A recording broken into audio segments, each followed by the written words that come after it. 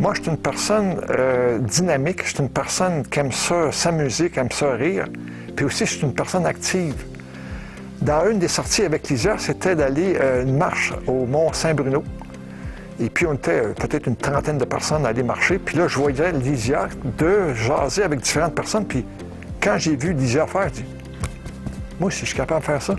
J'avais cet instinct-là, j'avais cette facilité-là de rassemblement. Je suis capable d'aller me déplacer pour essayer de regrouper des gens, pour être ensemble, de regrouper la gang.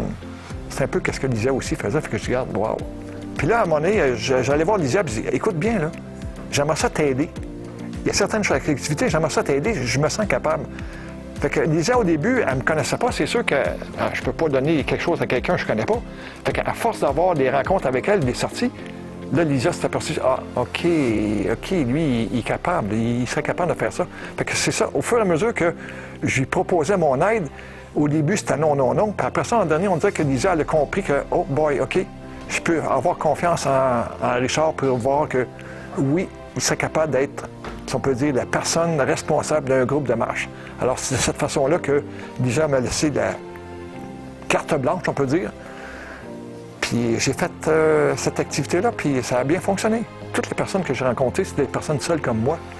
Alors, quand une personne seule s'aperçoit qu'une personne écoute, ça fait quoi? Ça ouvre totalement à ce que la personne partage, soit le travail, soit la relation familiale ou quoi que ce soit. Fait que là, moi, j'écoute, puis on dirait que c'est un peu ma mission sur Terre, d'aider les gens.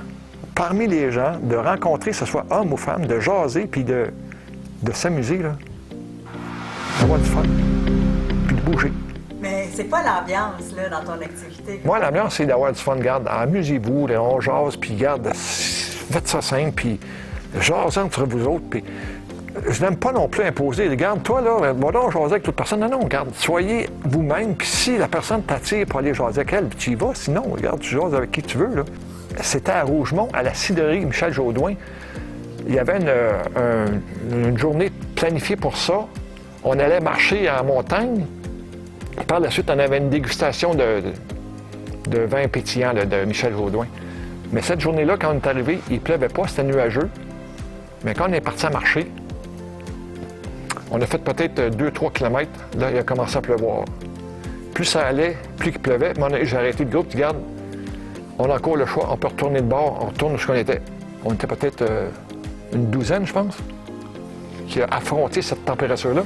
Finalement, les gens ont tous voulu poursuivre.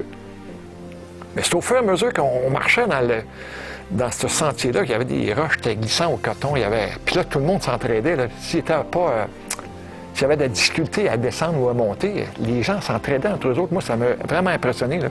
Fait qu'il n'y avait pas de performance, là. Il y avait de l'entraide. Puis là, les gens étaient contents, même à la fin, quand on a fait on était tous mouillés, là. Les gens étaient fiers d'avoir affronté la température puis de savoir entraider. Là. Ça crée une genre de famille ou d'union. Là. Ça, c'était vraiment là, la plus belle expérience que j'ai pu vivre. Là.